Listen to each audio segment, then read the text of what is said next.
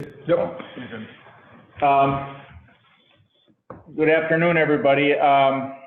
We want to start our meeting here pretty soon. This is Mel Enger, LB Carlson talking. Ken Ryan, our other co-chairs here. And can you guys hear me okay? I just want to make sure the volume's okay. Can they talk back or? Yeah. Can you guys hear us okay? Good? Okay, good.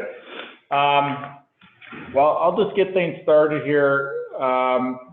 Tell you what's going to happen here. I'm going to do a presentation on planning for profits on what you have. That's the title of it. And we've got a few more people that have signed up that haven't joined us yet. So just some opening remarks. This presentation I do usually lasts about 50 minutes to an hour. So hoping it can save some time at the end, maybe to talk about upcoming meetings and other topics people might like to hear. Okay, I thought something else just came in. First, I just wanted to give by the way, as we're talking through this, is always a little bit difficult when you've got a number of people remotely. So if anybody does have a comment or a question as I'm talking through this, please interrupt us somehow or send a question to Ben. You can do that through the chat. Okay, and we'll either try to address them at the end or we can do them during the discussion as well. I want this to be more roundtable and interactive as possible. Just want to give a little background on this topic, planning for profits and what you have. And I feel like I'm yelling in this room. Is that okay? You're doing fine. Okay. This topic came about actually back in 2014. PIM back then asked me to do a presentation. It was a back-to-back thing in Cedar Rapids and Omaha, and then they said I could do it on any topic I want. I don't know if you were there, Ben. Before my time. Before your time. A little bit, yeah. And so I guess I could have dusted off a number of different topics, but I sat back and tried to think about something new, something different. And this came to me as something that I guess was one of my pet peeves that I have heard for years from different management teams and different companies that we work with about not having enough sales. And so that's what kind of prompted the discussion 5 years ago. I think it's went over pretty well because since then I think I've presented this topic to, I don't know, 20 different times to different associations, not just printing. We've done some tooling and manufacturing organizations, and I've also done it just for single companies that have asked me to come in and do it for their company. So with that said, I also say that I'm not presenting any kind of magic formula here, but I do think this works. Now, I'm going through something in 50 minutes or an hour. It's impossible to capture everything. So what I plan to do is just talk about some things I see out there, what I call common themes, common mindsets, common problems that I've ran into at different companies. I'm going to walk through an example so you can kind of see what I'm talking about. And I'm going to talk a lot about some financial tools that I think are helpful. And the whole idea here, what prompted this is that people have continuously told me that to get to adequate profits, to do better, it was all about we just need more sales. And I've always taken the mindset that everybody already has enough sales to make a profit. I still want companies to grow. I still want them, to invest in growth and want to grow, but not to rely on growth for profits. That's kind of the background of this discussion. Okay, this slide here, by the way, the people that are joining remotely, if you want me to send you this, I can do that, or I don't know, Ben, if they can print this out or not, but I can send you this deck of slides at a later time. Okay, I'll actually do it right now. Oh, okay.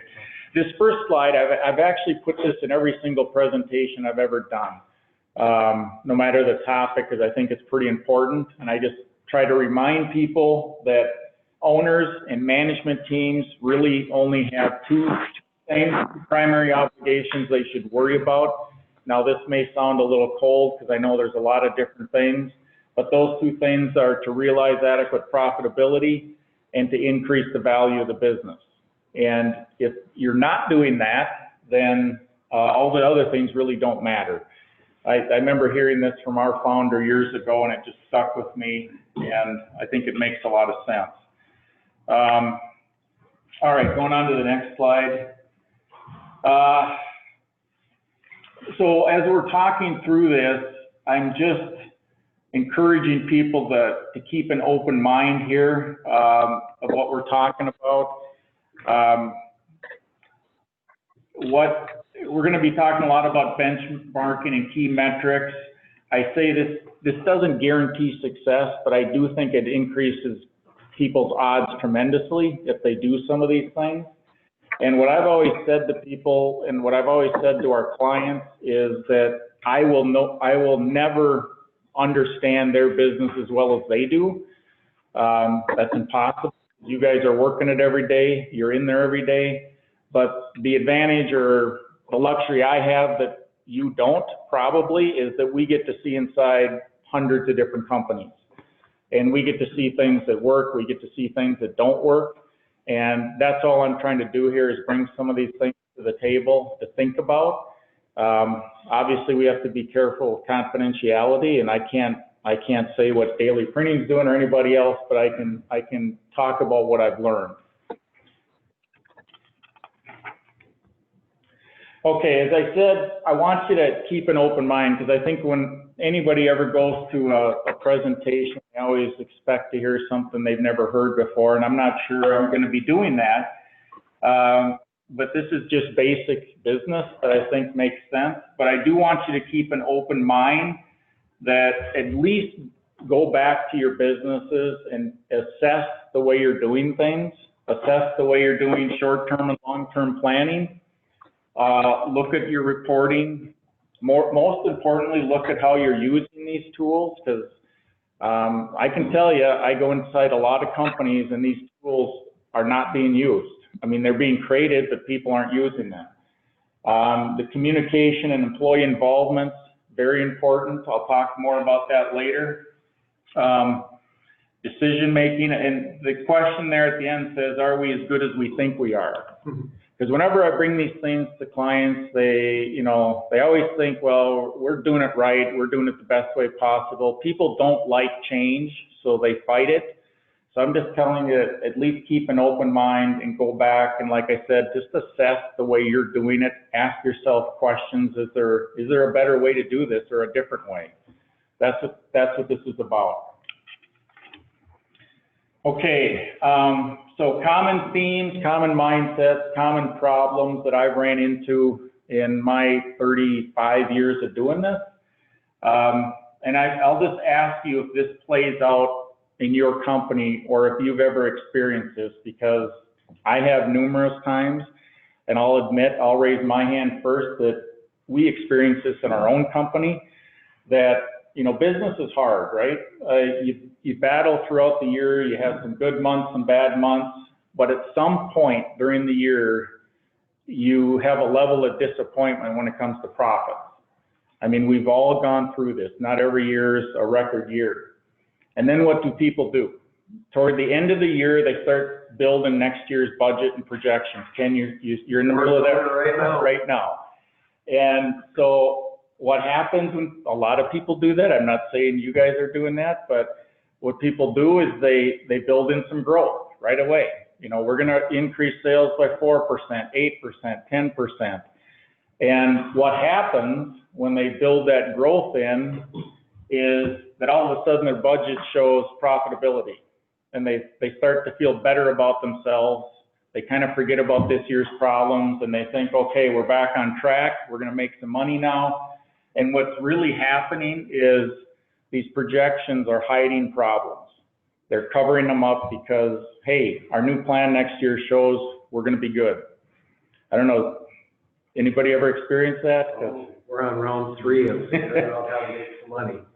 Yeah, and so I like to take the approach that don't cover up your problems with growth, again, I want you to grow. I want you to focus on growth, but I want you to make money on the sales you do have, that you really do have. And so this is a cycle that happens with company, and then they feel good about their projections, and then next year they start repeating the performance again, and we're back to feeling disappointed.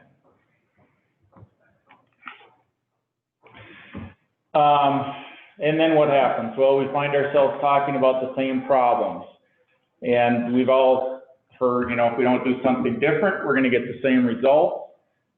Again, I will say that, you know, this happens in our company too. Even though we do this for a living with our clients, we fall into the trap because we get busy too, just like you guys do with your current customers and your vendors and your employees, and we don't spend enough time on this. We don't spend enough time on our own business, and we end up talking about the same things over and over and over again. And obviously there's a direct correlation between level of success and executing some of the things I'm going to be talking about today. Okay.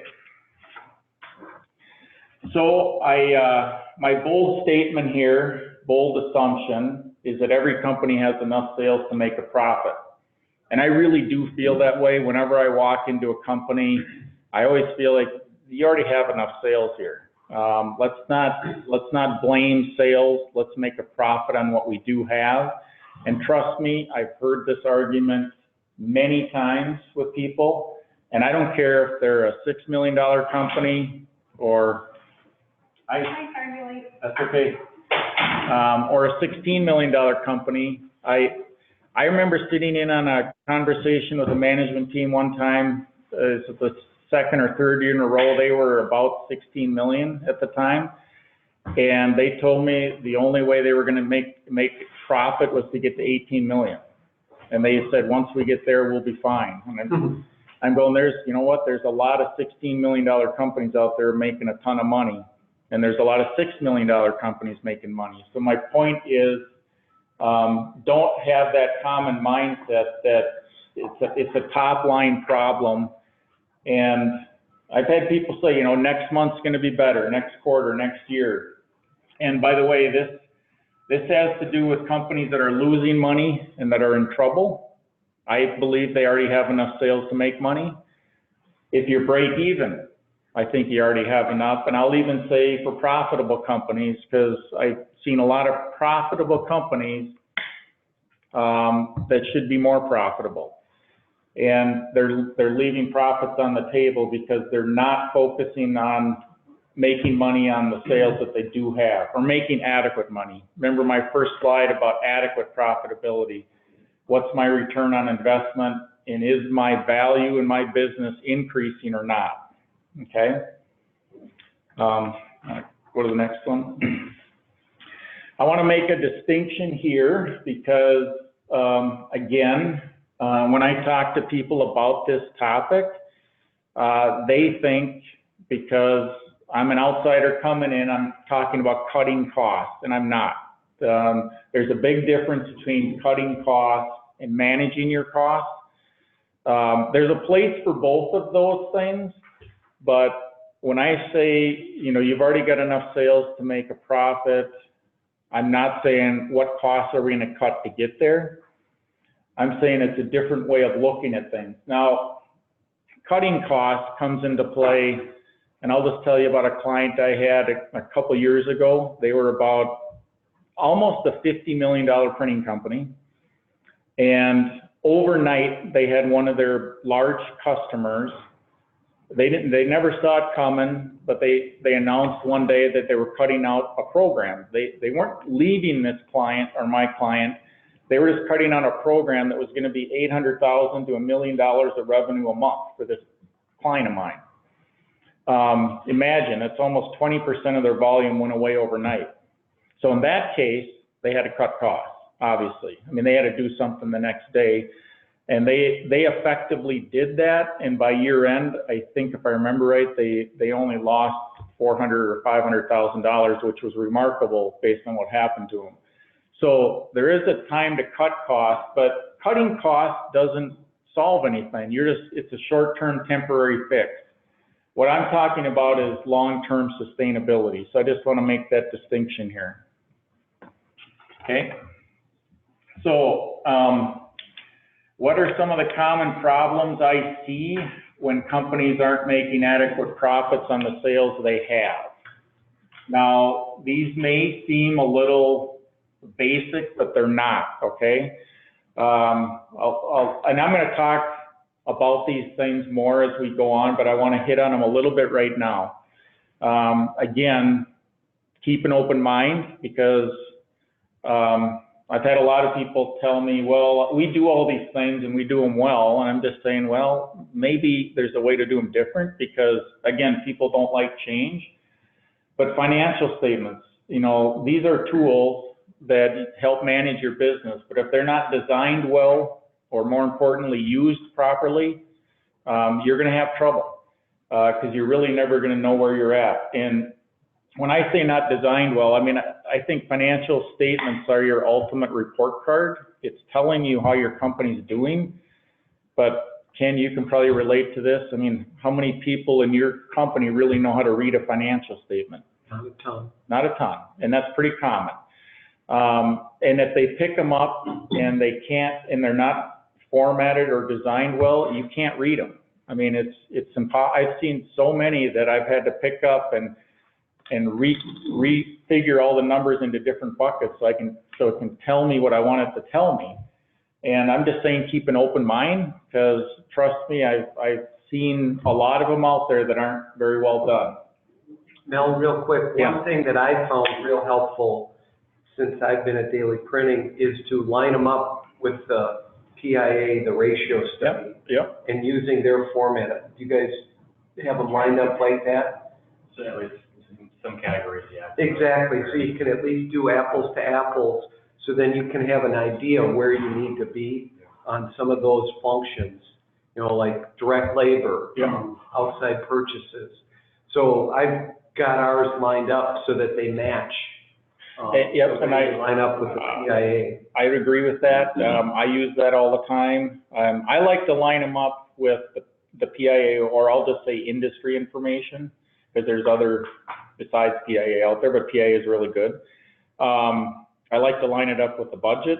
I like to line it up with the history. I like to have it all there. And when anybody picks up a financial statement, they should be able to read it, I'm going to say, in a half an hour, and it should tell you a lot. And it should drive a lot of questions. And if it's not, it's really not serving its purpose. If people pick it up and they look at the top line and the bottom line, which a lot of people do, you're not getting much out of it. You're missing in between. And then I'll just tell you that most people ignore the balance sheet. They look at the P&L and are we making money and what were our sales last month, and they're really not focused on the right things. The projections, again, I'm going to expand on this more later, but the poor process and underutilization is just another common thing I see at companies, that I believe the budgeting process should start 3 months before your year end, and it should probably take you 2.5 months to go through the whole process. And you're probably doing some of that right now. No, I'm doing it after the fact. After the fact. But part of it is Tom does the sales planning. Yeah. And so then we'll go from historical, and then we'll build it out by month, and then we do budget to actual. Mm-hmm. And so we look at it every month to see how we are, kind of So, a report card. it sounds like you are using it. That's great. But again, I see a lot of companies that do it because the bank asks for it, and then they shove it in the drawer and they don't look at it again until next year, literally. But the process, that 2.5 month process I talk about, it shouldn't be Ken locked in his office cranking out numbers. You got to involve your people in it, because I always say it's pretty unfair for management to hold anybody accountable to anything when it comes to the numbers or performance if they don't know what they're supposed to do and they're not trained on it. Like if you told somebody, well, we got to maintain your labor at 33% of BA sales, and they have no idea what you're talking about, it's a little unfair to evaluate them on that. So lack of emphasis on poor management reporting. Management reporting, again, I got a lot more on this later, but these are just complements to the first two items. Communication I just talked about, and the other two are somewhat self-explanatory too. I apologize, I'm going through this kind of quickly, but I need to get done on time. But we can come back to some of these things. Okay, so I want to talk through an example just to give you a flavor of what I'm talking about. And please, first of all, remember, this isn't about cost cutting. It's about control. It's not a short-term fix. It's a long-term sustainability. And that's really where you want to get to, because this process really never stops. You're never done. So a caution here, I guess, because I've had companies say to me before, oh, this is exciting, we're going to do this, and how do we get started? And you know, we get them started, and then they kind of throw up their arms, and it becomes overwhelming, and then they give in and go back to, you know what, we're just going to grow. We're just going to fix one thing, and that's growth. We don't have to fix 20 things. We just need to grow more, and we'll be fine. So don't do that, is what I'm saying. So go next slide, Logan. Okay, so yeah, you can't change everything at once. This is the part about being overwhelmed.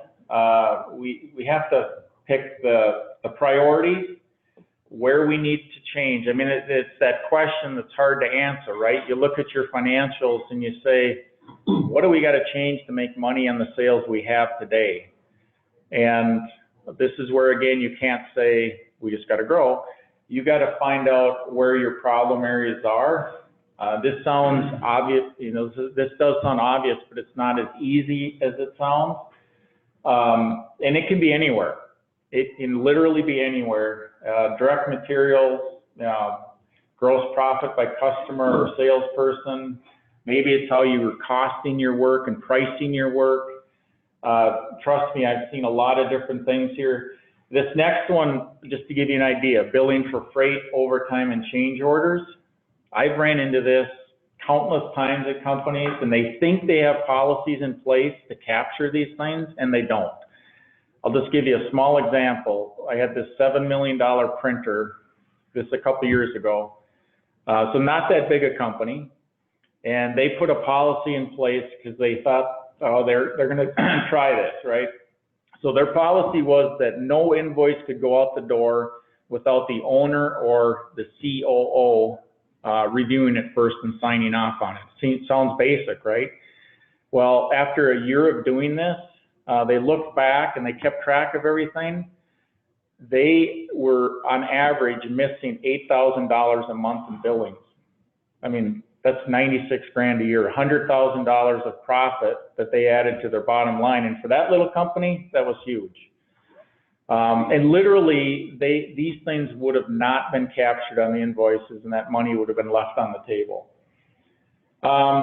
Yeah, so it can be anything you want it to be. I always tell people, you can't do it all at once, and it does get overwhelming. I just keep a running list of these things, but start with the priority items, which I finally get to my example that I want to talk about. It's labor costs.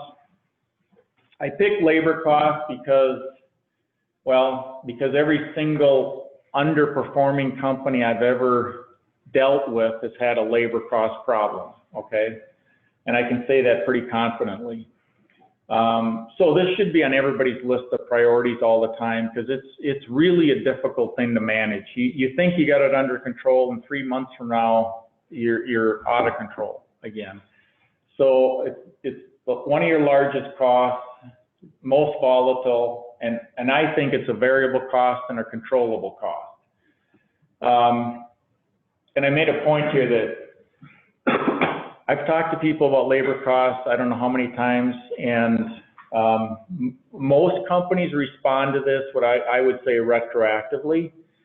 They finally give in after maybe several months of poor performance, and what do? They cut costs, they lay off people, they reduce wages.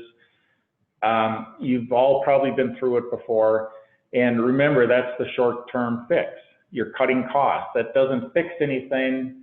You're just admitting you've had a problem for months, and now you're trying to react to it, okay? these are just some things I've heard from people over the years when I talk to them about labor costs, because again, they will defend this pretty hard, and they will say, well, we are properly staffed, you don't really understand our business. Everybody here is busy, they're all needed. I believe they are. They're probably all really good people. They probably all work hard. I hear people say we don't have excess labor, we can't possibly get any leaner. And I know in today's world, it's even hard to find people, so you might think this doesn't fit today, but it does. My favorite one is, next time someone leaves, we won't replace them. And, you know, that's, again, all you're doing here is admitting you got a problem, you just don't want to deal with it. So what I try to tell people is that the numbers are the numbers and they don't lie. And if we exceed standards or targets, Ken, going back to the PIA numbers, I mean, if we're exceeding where we're supposed to be, compared to all your competitors, there's a problem. I mean, that part you can't argue. I always like to start here and get people to say, okay, I guess we do have a problem. I have no idea where it exists, but at least they're saying, okay, we do have a problem. So trust the numbers, they don't lie. What I like to do, because I generally always have a hard time convincing people that there's a problem because of all those other quotes I just had, I like to do a correlation analysis, and it's very simple. And I do this not just for labor costs, but you can do it for a number of other bigger cost items. And I like to go back at least 10 years if you have that data available. And it's a simple analysis that just shows our labor costs as a percentage to whatever you want to measure, to value-added sales probably, and correlate that to profitability. And you might be surprised at what you see. I just had a company, well, one company in particular where for years I told them they had to be at 53%. I showed them the analysis, the 10 years, and said, when you were at 53%, you made good money. When you weren't, you didn't. I mean, it's as simple as that. And so I'm happy to tell you now that last year in 2018, they hit 53% and they're making money. Sounds simple. It's hard to get there, right? But just try that sometimes and look back 10 years. Now your profitability line might be, you know, it might have some odd things in there for, you know, a bad debt write-off or something like that. You want to normalize your profits, but just do this analysis and it's a good place to start. You will see the correlation. And like I said at the bottom here, this is true for any cost that is deemed in excess of planned, standard, or target. And I'm talking about the more significant costs now. I mean, you know, dues and subscriptions isn't going to have that kind of impact, but you can do the same kind of analysis. I'm just talking about labor here for now. So once I get past convincing, I don't know if that's the right word, but convincing people that there is a problem and they can't argue the facts, because all I'm doing is pointing out facts right now. This is another thing I like to do, is to get their attention by showing them the impact, okay? So you take a $7 million value-added sales company, it's probably, what, 11 million maybe of gross sales. And let's say you're doing this, let's say this company's doing their budget next year. In the last 4 years, they look back and they've been at 55% to VA sales. So what this does is it gives you the perception that this is normal. And again, I've seen this many times, and they think, well, this is where we've been, this is us, we're not the same as everybody else. 55% is what we're going to budget next year because that's who we are. But when you look at the research, when you look at the industry, when you look at all your competitors, everybody else out there that's making money is at 51%. So that's a pretty big difference. And now we go back and just run the math on that, and I tell people, well, you've got a $300,000 plus problem here. And if this company's doing, I'll say, well, what are they making? Maybe 400 grand on the bottom line, maybe not, maybe 200 grand. That's a pretty big problem.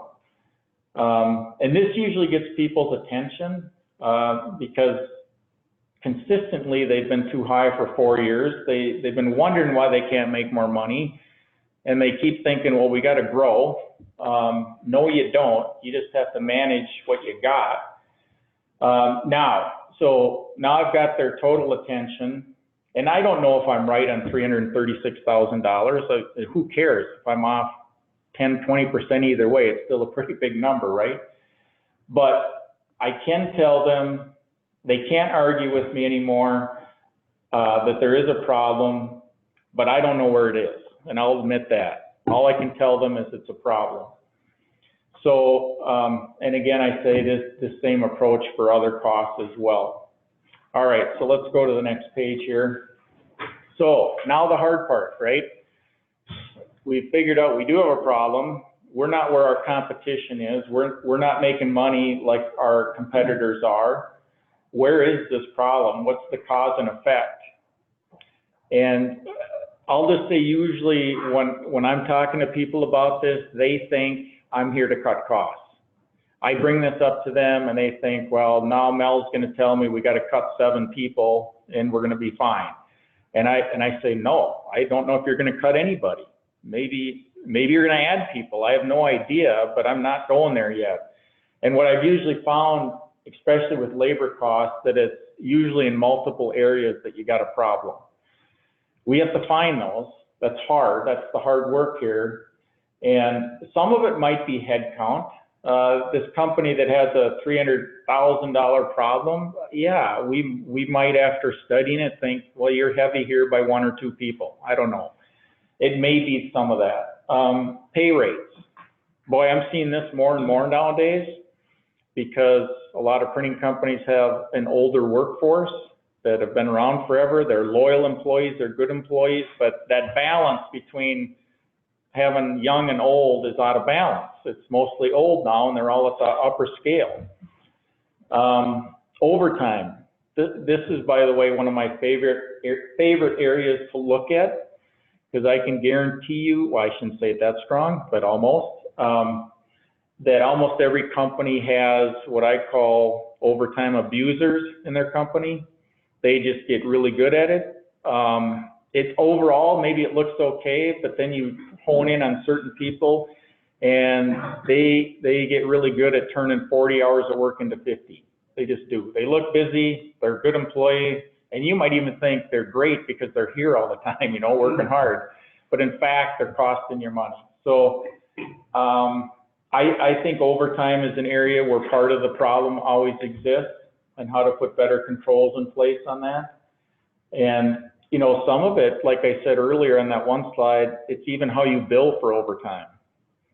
If overtime's coming through too high, but are you really billing for it when you can and when you should? If a customer calls up on Friday afternoon and says, I need this job Monday morning, and you're running overtime all weekend, they should pay for it, shouldn't they? I mean, it's easier said than done, but they should. Workflow efficiency, that's pretty common too. And, you know, that's the whole deal about staying up with technology, of course. Equipment, temporary staffing, scheduling. There's a lot of areas, that's my point here, is to find the cause and effect. And if you think you have a labor problem, like I pointed out earlier, if we convince you of the fact that you do, it might be in 4 or 5 or 6 different areas. And then how do you fix these things to make it long-term sustainable and not just cost cutting? There's a lot of work to do, but there is an answer there somewhere. So just kind of summarizing this labor thing for a second. You know, some things you really do need to do is establish your standards and targets and decide where you're supposed to be at for your company compared to your competitors, you know, do the right research first. If we don't know what our targets are supposed to be, we really can't manage to them. So in this particular company, I just hypothetically threw some numbers up here and said, okay, for this company that we're talking about, we're supposed to be at 51% of VA and I always like to do the gross sales numbers too. It's a way to double check things. But again, this can be done for, and should be done for any of your costs, not just labor, but where are my facility costs supposed to be, my equipment costs. Every cost item, you should know what your target and standard is. Identify what group of people are responsible for this. Again, this goes back to, it's pretty unfair for management to blame anybody at the end of the year if they don't know what they're supposed to do. And I'll tell you too that sometimes I think people that rise to a supervisory level or a management level in a company got there for a reason. It's because they're probably pretty darn good at what they do, but mostly it's related to their job, you know, how to get products out the door at high quality on time, and they're good at managing people. But how many times do people really train these people on metrics and financial things? Not often enough. So a lot of people come up through the ranks and have no idea what these numbers mean. And so you got to take some time to train them. And this last point here about, you know, the long-term sustainable solution. Well, yeah, that's the hard part, right? How do we, once we get labor to 51%, how do we keep it there? Okay. Okay. I just wanted to go back and review the 6 common problem areas that I previously talked about, and the ones that maybe seem basic to you, right? The financial statements, the ultimate report card. As it relates to labor, that's what I'm going with here. So, Ken, you alluded to this earlier about, is someone able to pick up the financial statements and quickly see my manufacturing labor is at whatever I had up there, 32%, and is my overall labor at 51%?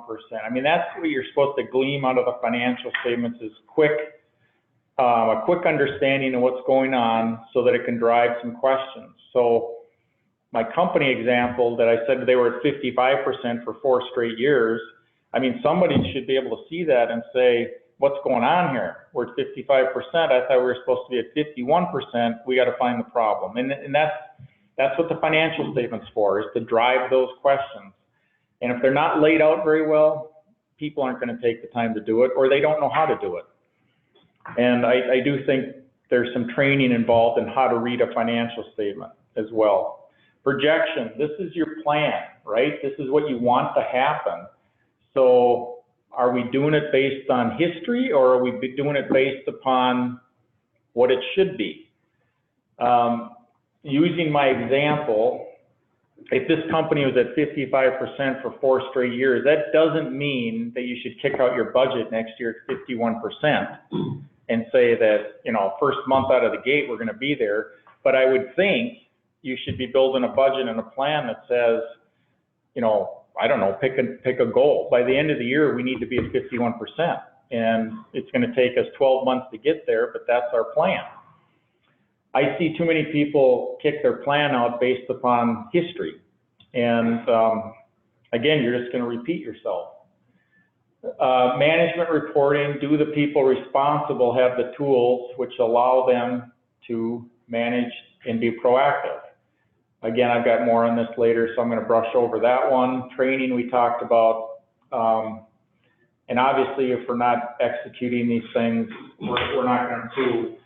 And we're just going to keep getting that 55% every year. You want to click on the next one? Okay, so it sounds like, or it looks like I keep going over these same things, but this is the part about assessing yourself a little bit and keeping an open mind. People do not like to change the way they do financial statements because it's a lot of work and they're used to looking at it a certain way, and I get all that. But these are just some questions to ask yourself. Who gets them? That's an interesting one sometimes. And some people are pretty employee friendly with their financial information, and some others keep it pretty close to the vest. But I think management a lot of people should get at least pieces of your financial information. You got to share some of this stuff, but you should just sit back and say, who's really getting this? And then how are they being used? How and who interprets them? Do they drive questions and concerns and observations? And do they drive initiative? I'm just asking the question because it sounds basic, but I sit in on a lot of management meetings where companies have part of their agenda being, okay, we're going to review the financial statements now, and the CFO or the controller goes through them real quick. But people aren't really, they're really not driving anything or driving questions like they should. And what should come out of that, I think, is the CFO or controller telling them what they say, interpreting them for them in a sense, training them at the same time, and summarizing things, and trying to answer people's questions before they ask them. But then coming out of those meetings, people should be, saying what's wrong with labor. We got to dig into that further and try to get that down to 51%. So anyway, just ask yourself that. I've always said that financial statements are the most underutilized tool in a company. And I have the luxury of seeing inside a lot of companies. Excuse me. Projections, I've always said, are the most important tool. And people look at me and say, really? And I say, well, yeah, this is your, financial statements are history, right? That's already happened. This is your most important tool. This is what you want to happen. Therefore, these should get the most attention. These are the ones that should be used month in and month out. And again, I put down here zero-based approach, meaning again, you should wipe the slate clean every year. You want to look at history, of course, but it should be not what it was, but what it should be. We need to build a budget that what it should be. And then I've given all-day seminars before on projections, so I don't have time to do that now, but trust me that the process is the most important. That's where all the training happens with people, that you're getting them involved in it. You're training them on what they're supposed to do, what the plan is. And anyway, I think that's the most important tool. And then management reporting is the most overlooked. And this is whatever you want it to be, whatever you want people to focus on, right? And nowadays, technology is capable of producing any report you want. So before I've got another section on management reporting here. Whenever I have a client say, yeah, we should look at this, where should we start? And I say, well, the first place to start is to look at everything you're producing today. And you've probably got a lot of waste going on. And the first thing to do is probably eliminate reports, because companies have reports and they keep kicking them out every month. People aren't using them. Pretty soon it's just a waste of time. So the first exercise is to probably scale back before you build. So go to the next slide, Logan. So what I did here on these next several slides, by the way, that definition up there, I'm kind of proud of it. That's my definition of management reporting. Anything that provides meaningful and useful information to aid in running the day-to-day business as well as long-term planning. Management reporting, and I say good or bad, influences the way a business is managed and serves as a basis for decisions. So anyway, what I've got here in the next several slides, these are actual reports that I've gleaned from real companies, okay? Things that I've seen our clients put in place. I obviously am not listing anybody's name down here, but these are just reports that I've seen that I think are good, that are interesting. And I guess my point here is that as you guys glean through these, if you see one or two that you find interesting, that you may want to incorporate in your business, that's the purpose of listing them out here. And if you've got any on here that you say, well, Mel, what's that? Let me know, and I can get you probably a generic example of what they're talking about and how it's being used. You'll notice I start with sales, and even though this seminar is about making money on the sales you have, I still want people to manage their sales area, and there's all kinds of good things that I've seen out there that people use. I am not going to go through every one. We don't have time for that. I might pick out a couple and talk about them here. But in the sales we maybe a couple of them. Substandard account. Boy, everybody's got those, don't they? We do. I mean, we have clients here that we know we're not making money on. They're high maintenance. They cause the most problems. We spend the most time on them. And why are we doing that? And you guys probably all have those too. And it's hard to fire a client. It's hard to get them, so it's really hard to fire them. So most people hang on to them. But the point here is to make an issue out of it and make a report on it. And then what we try to do, you know, we should practice this more than we preach it, but you first should try to make these substandard accounts a good account, right? And how do you change that? And if you can't change it, then maybe you should get rid of them. Quote and close activity, I'm sure everybody tracks this, but it's a pretty interesting report. I had a tooling company once I was sitting in their management meetings for about 9 months, and I kept hearing about all the quotes they were doing. I mean, they were so busy quoting work. And I thought, well, eventually I'm going to see some growth here, and I never did. So one day I just said, well, what's your close activity here, or what's your percentage? And they didn't know, but they came back at the next meeting and they actually said they were closing 5% of their quotes, 1 out of 20 jobs. For them was horrible. For anybody, it's probably horrible. So anyway, what did we do with that? Well, we went back and asked the obvious question of why we were not winning more accounts and tried to increase that percentage, right? So let's see here. Go to the next slide, Logan. Okay, cost, price, and pricing strategy. I put these two together because they go hand in hand. Everybody, well, first of all, I don't think everybody looks at this annually like they should. What's their true cost rates, their true burden rates? They should, but then I think it's a really educational exercise to find out what's really costing you money in your company. But then more importantly, how does that relate to pricing strategy? There's a lot of opportunity here, I think, and people will argue with me that, well, Mel, who cares? The market dictates the price. I get that, but I think there's a lot that can be said for cost, knowing your cost rates, and then how are we pricing our work. Labor, we already talked through that, and these are just a bunch of schedules that people have been putting in their companies. Manufacturing supplies. You ever think about this one? It's again, one of my favorite areas to look at. I call it the dumping ground. It's the account where the financial people don't know where to book something, so it ends up here, is what I say. I don't know if that's fair or not, but it's amazing what goes into this account. And another side story, I had a client that, for them, they were at 4% every year since the beginning of time. And so they thought that was normal for them. So one day I just asked the question. I said, well, I did a little research here, and it looks like you're supposed to be at 3%. It's a pretty big difference, right? 1% doesn't sound like a lot, but it is.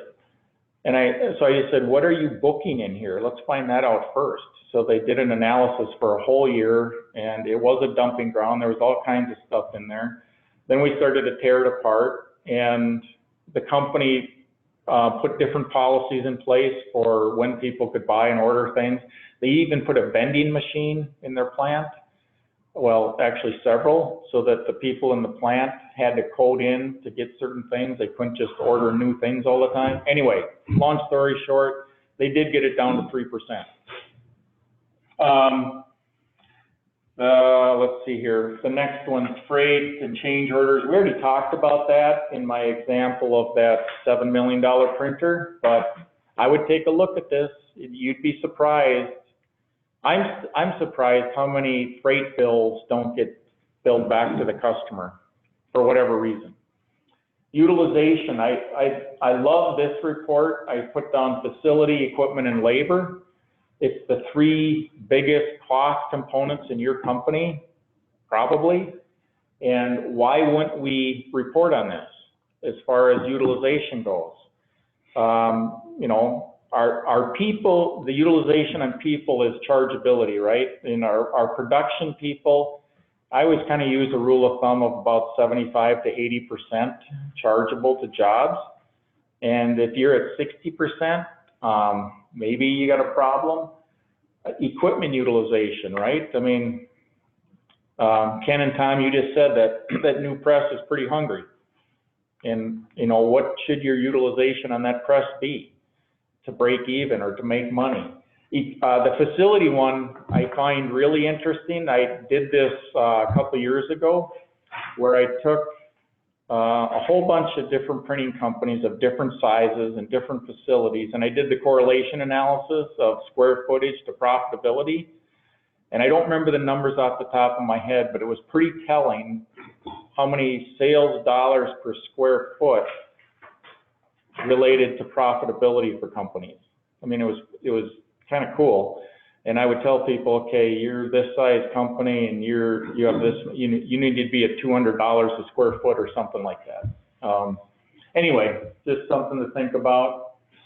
You'll see here, I've got a bunch of balance sheet items, right?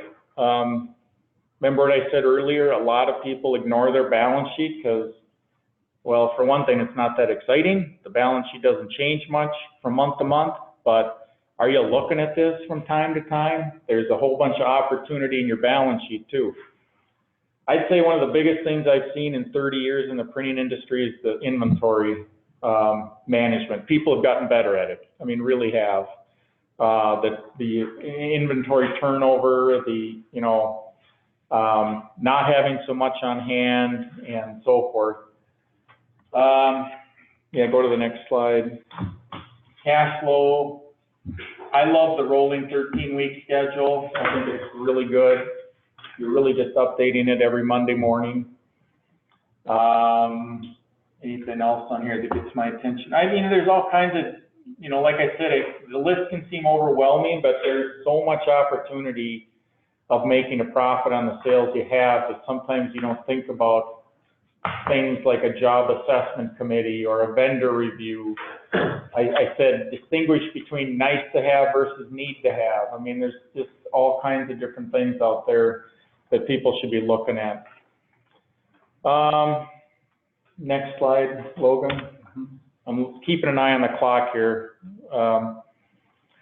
Okay, these are ones that probably people have, but how about this one, company valuation, right? In the beginning, remember my slide that says the only two things you should worry about is making an adequate profit and increasing the value of your company. Well, are we tracking that? And do people know what drives value? Again, it doesn't change from month to month too much, but to me, this is pretty important. If it's one of the two most important things you're supposed to do, you better keep track of it. Whole bunch of ratios here. The one thing I'll say about ratios is this. People calculate ratios, but they don't know what they mean. And people show me the ratios and I say, okay, is that good or bad? And they go, well, I don't really know, And I said, well, the first thing you better do is understand, like debt to equity. They calculate it and they say, well, yeah, we're at 4 to 1. I'll say, well, do you think that's good? And they don't know. So there's some training involved here as well. But ratios are great.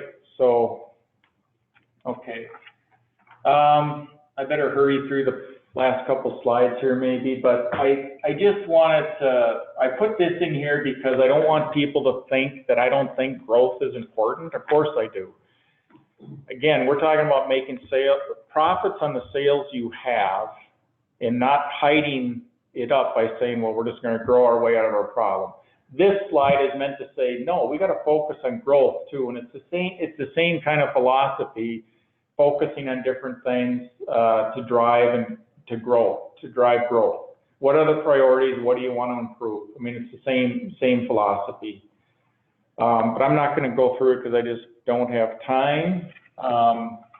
The next slide is also sales related, and I guess I put this in here because I think this is okay, and I run into this quite a bit for people who are investing in growth, and I think that's great if you can afford it.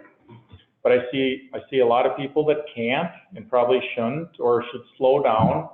But as you're analyzing all your other costs and trying to determine if this is high or low, you got to know what investment is going into sales. For example, I've had some people say, well, you know, we just took on 8 new employees and we're training them because we're anticipating some growth. Okay, I get it.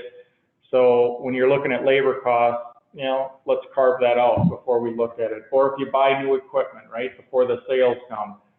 If you're looking for acquisitions and you're spending all kinds of money on acquisitions, I mean, just know what cost you have in your P&L that's related to growth. But be careful with it because I had one company that has been investing in this one product for, I'm going to say 6 years now, and it hasn't happened. And I don't, you know, they've spent a ton of money on it, and at some point you got to pull the plug. Anyway, enough about that one. Okay, this slide anyway, I just listed out kind of a step-by-step thing to think about if you dove into this. So not going to go through this one, but the last one I do want to go through is just my summary. Because I do believe this, every company has tremendous opportunity for profit improvement and to make a profit on what they have. Like I said, I always make that assumption. You already have enough sales. You don't need more.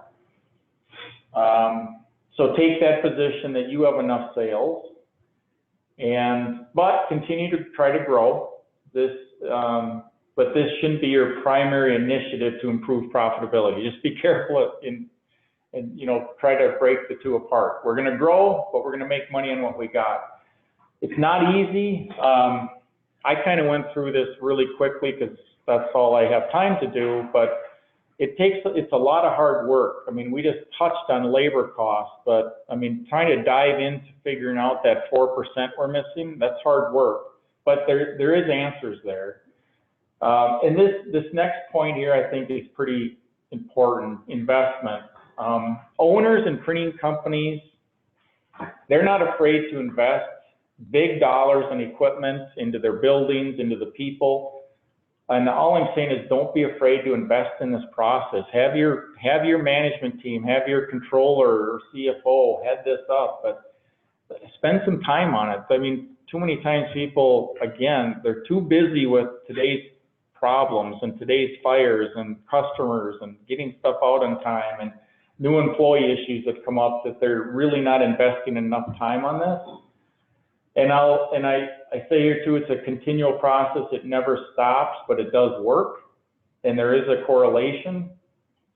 And then ultimately this becomes a culture, part of your culture. It really does. I mean, it takes time to get there, but that's the training part where people start to get it and they go, okay, now I know what you're talking about. That's part of my job. And it just becomes a cultural thing. So, like I said, I guess I got done in about an hour, which is what it usually takes me.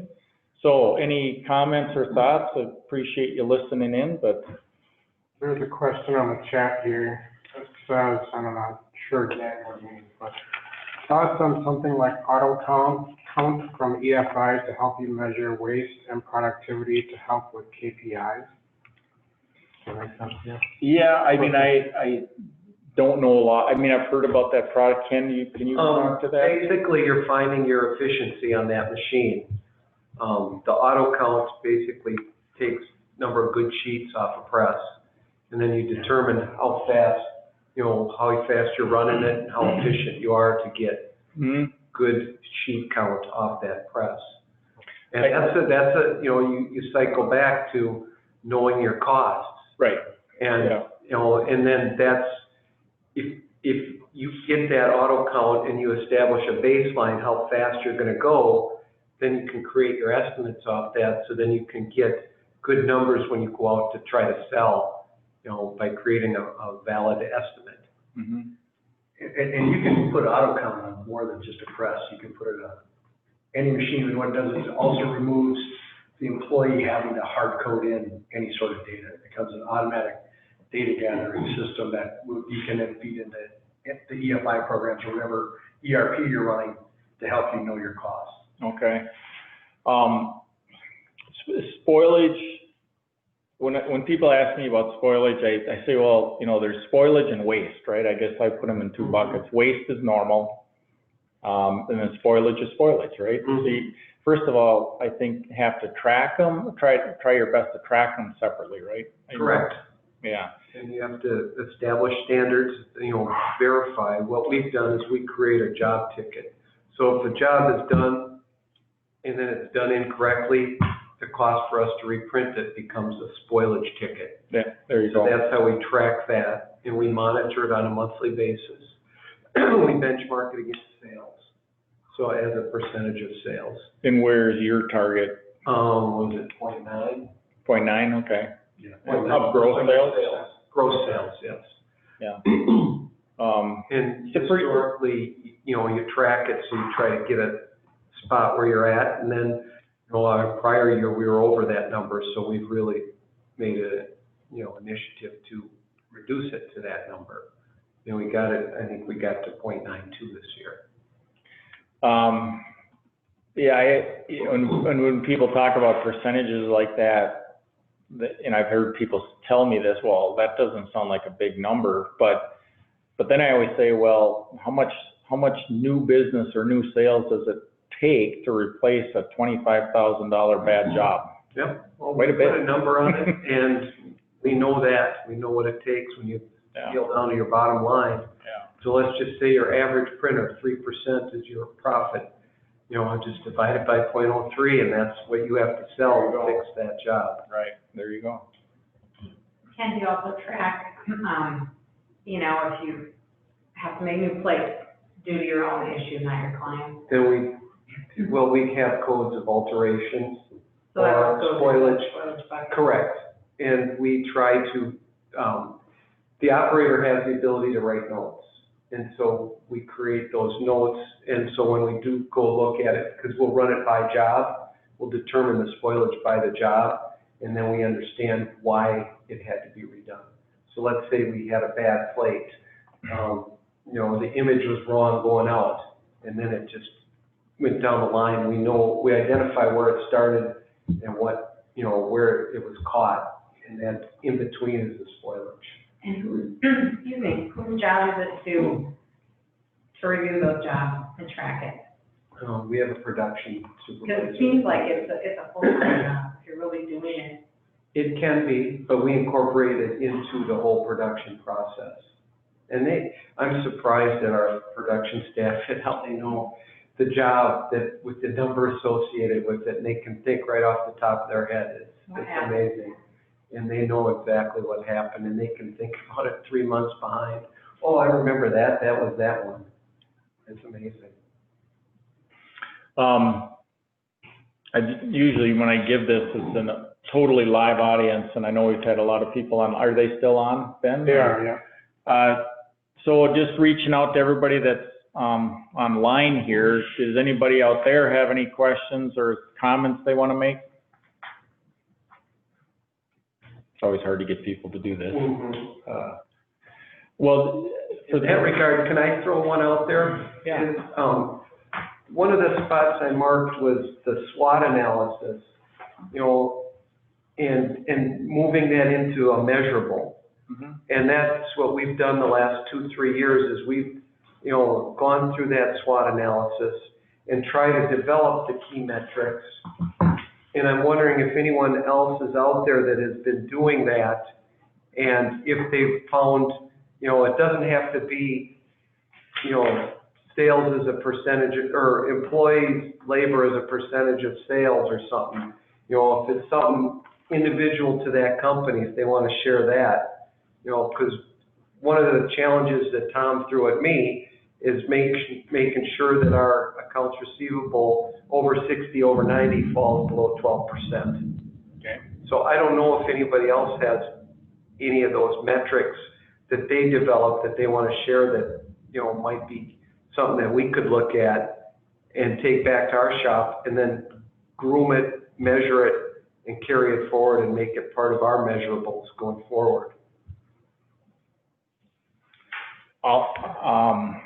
Well, if someone wants to chime in on that, great. I'll just say, you know, one of the purposes of this financial executive committee is to serve as a roundtable to help each other out. Not, you don't have to divulge secrets, but to Ken's point, and that's where most of my reports came from, was other companies' ideas. So yeah, I would welcome people sharing if they've got a report out there. We don't have to see your numbers, right? But maybe just how they're Just the theory behind it. Yeah, the theory behind it and what they're doing, and if people were willing to share reports back and forth that says, hey, we've been tracking this for a while and we found it very helpful. I mean, that's what you're looking for. Exactly. You can always share things anonymously to PIM. Yeah, and if you don't want to do it today or right now as you're sitting there, I mean, Ben, they can funnel it through you in this committee, right? Yep. Yeah. Yeah. Yeah, and they could do it, I mean, we have the new PIM Connect forum thing that people can talk about things on there, or just by email. Okay, Anyway. great. Well, I mean, like I said, I always feel bad going through this so fast, but at least, did you guys find this a little bit interesting? I mean, okay, good. What I found is just makes you think. And the one thing I wrote down, it was on one of your earlier slides. It says, what gets tracked and given attention to will improve. And it also gets noticed. And, you know, you look at some of these measurables and you get people to focus on those and hold them accountable.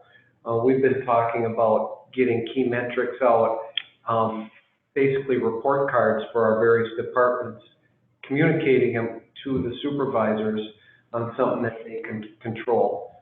One of the biggest ones is our shipping supervisor was tasked with trying to keep all the deliveries with our vehicles. And he managed it till one of his drivers fell down and broke his collarbone and the other one was on vacation. So he went almost a year without sending out a dock truck for something that we couldn't afford. He was able to think, and we challenged him, and he, you know, and he measured it, you know, year over year, and it was $40,000. Yeah, and again, it goes back to how much sales does it take to replace $46,000? Divide by 0.03. And using our employees that are going to be working anyway, so. Yeah. Just Well, get better. That was the message behind this presentation was, again, to don't think you're doing everything right, that to think about things and think outside the box, and there's usually a better answer there somewhere, and that's why I say it again, everybody's got enough sales to make a profit, but they always think, well, we're doing the best we can. There's no other better way to do it, but there usually is, and that's all. So it's to ask yourself these questions and assess yourself, and go through that laundry list, make the SWOT list and things like that. It's nothing new here, but it's execution, really. Oh, definitely. But it does work. Okay, we've got a few minutes left of this. We try to keep these at an hour and a half or less.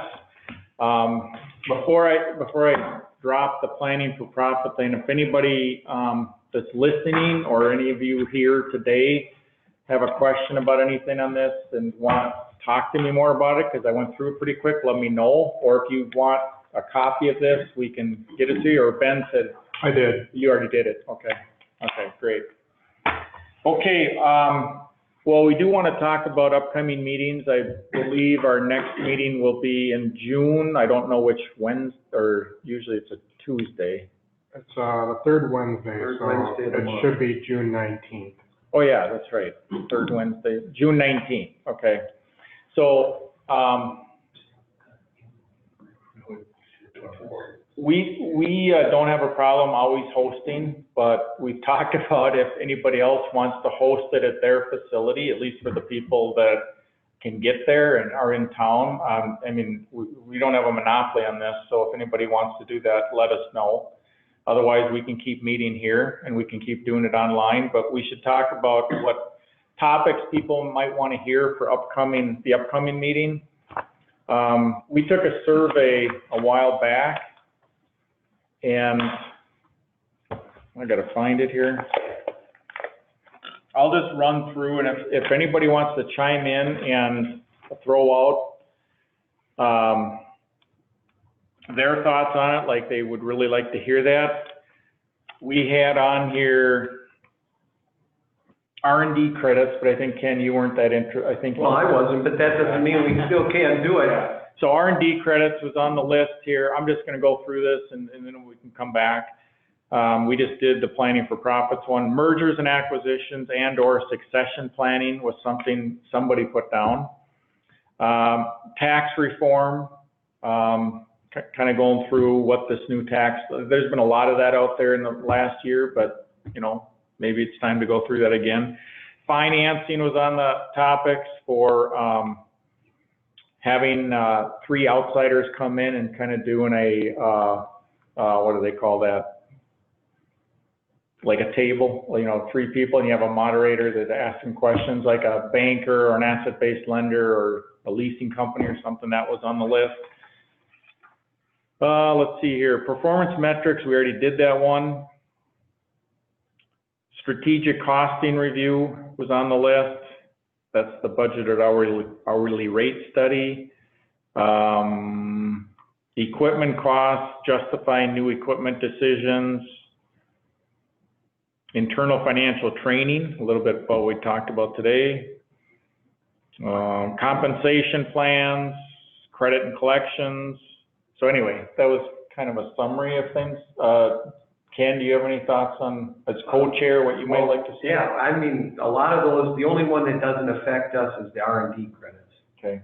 All the other ones affect us, so I don't know if there's any other interest here in the room as well as online to some of those things that would be most pertinent to your business, that we get the most out of. Yeah, and we don't have to decide today. We've got a couple of months, but if we were gonna line up an outside speaker to come in on something, we wanna give them some time. So I don't know, does anybody online or here today have any thoughts what they'd like to see?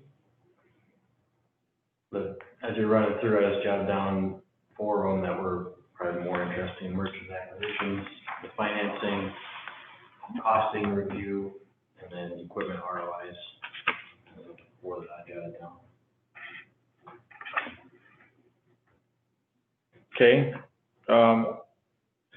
Mergers and acquisition, financing. Costing review, and equipment ROIs. Oh, equipment ROI, okay. Anybody else have some suggestions? One online said the justifying equipment purchases would be good. Okay, that's another one for that. Compensation. Compensation. The, more specifically, management, salespeople. I'm thinking sales. Salespeople. Yeah.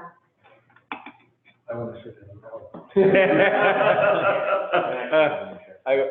Yeah, People do it.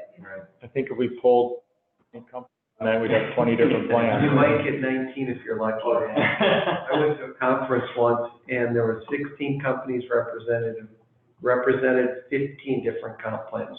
2 happen to have the same. Is that right? Yeah, payment. there you go. It's amazing. They're all over the board. Because with part of our planning process, we've talked about, you know, changing incentives for new business. Because our new incentives just, the plan we have in place just isn't driving the business. The new business has a higher incentive than. That's what we're trying to determine, to what degree, how much do you want to put on it, and what is going to be your time frame for new business, and then, you know, is this going to be a sustainable company, you know, going forward, or is it one that's going to be here for like 2-3 months and then gone? Mm-hmm. So we want to build a book of business that's, you know, continual. So that one might not be a bad idea. Okay. Yeah, well, thank you for those suggestions. Maybe what we'll do, Ben, is summarize these that people have suggested here today, and throw it out to the Push group. it back and get Push it back and try to get some. survey and prioritize. Because I know that Steve Bonoff had written that the PIA is revamping their ratio studies. Mhm. And when that's finished, I'd like that to. That's a really good idea. Because you had mentioned that in your list about the cost studies. But I'd like to wait until that comes out so that then we can kind of collaborate and say, Yeah, this is how I see it, or this is what we're doing. that's a good one. Because that wouldn't be a bad idea to wait till then. But yeah, if you want to push out another survey, and then we can prioritize the 4 or 5 that you've jotted down. And then we Yeah. can line them up. We'll do that then. I'll just send you an email on what I heard here. Yeah. Send it, you could send it out to the group, and like we'll say, we'll have 5 or 6 items on there, and then people hopefully will, Just 1 through 5, let's go. Yeah, okay. that sounds good. And then we'll line them up like that. Okay. All right, any other topics of discussion people want to bring up, that anything happening out there of interest to people? If not, I think we can wrap it up. Cool. Okay, thank you. Thanks for presenting. Yeah, no problem. Now I'm thinking. I enjoy this topic a lot. It's